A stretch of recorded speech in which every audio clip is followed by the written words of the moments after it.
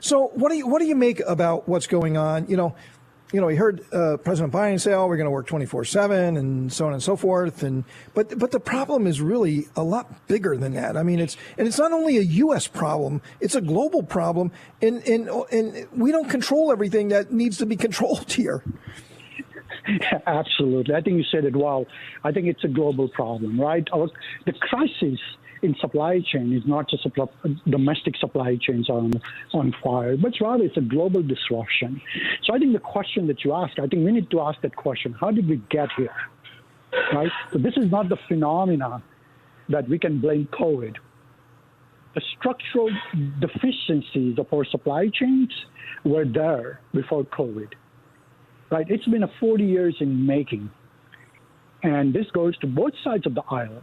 I think what I call the Western democracies, the leaders for the last 4 years, we fell asleep behind the wheel, where the supply chain slowly but surely became very long, very one country centric, and only cost focused. And in doing so, we really ignored the fact that they're not going to be resilient. Not only not resilient for the pandemic that we might be exposed to, such as COVID, but also any geopolitical tension. So I think this was long-term in making, and unfortunately, the COVID exposed the structural deficiencies across the globe. Well, I think you're right. This has been a long time coming. It is not quite as well. It's not even close to being as simplistic as the president has mentioned and pointed out. And the nuances of getting it back together just don't happen overnight. But I certainly, and I agree with Neal, and I agree with what you agreed with earlier. So we're all in agreement. Glad to hear that. Just having a port work 24/7, which most do anyway, isn't the answer.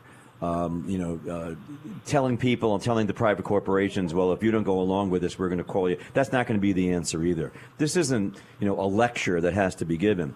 You have to understand how a product is produced and how it gets shipped and how it gets together. And the timing of all of this is crucial.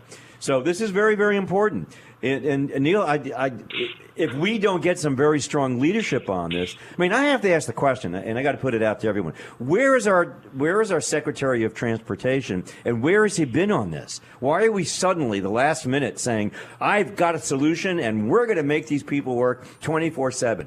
To me, it's like putting a Band-Aid on the dam that's leaking and about to just explode. So, Nick, is that the solution? It's not that simple, is it? Well, yeah, so let's actually look at these things, right? I think the steps in terms of opening up the throughput capacity, because remember, the port is run by very influential labor union, and getting the buy-in to really create a 40% additional capacity is a step in the right direction. Do I think that's a magic bullet that will solve all our problems? And the answer is absolutely not.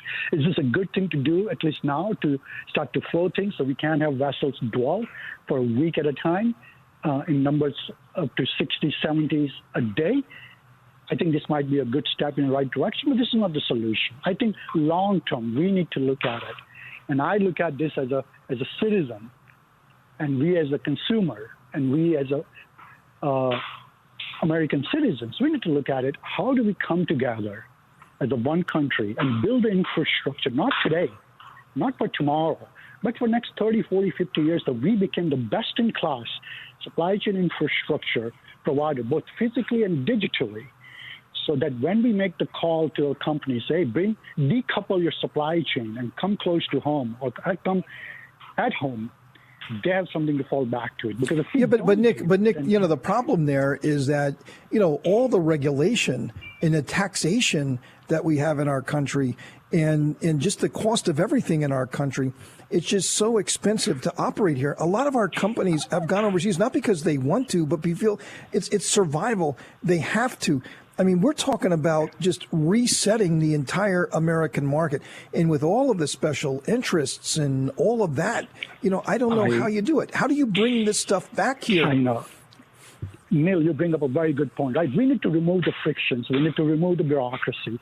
We need to create a and seamless experience for the manufacturers to come home to.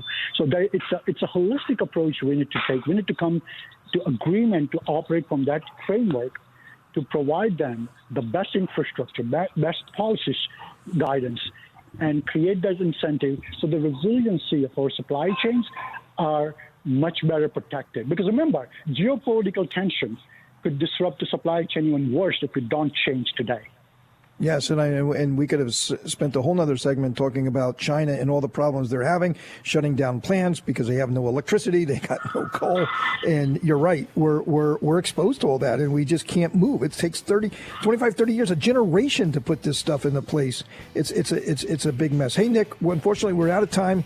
We've been together with Nick Vyas, who is the executive director at the Kendrick Global Supply Chain Institute at USC. Nick, thanks for being on the show. Coming up, Dr. Rich and I have a lot more to talk about on this topic. Made in America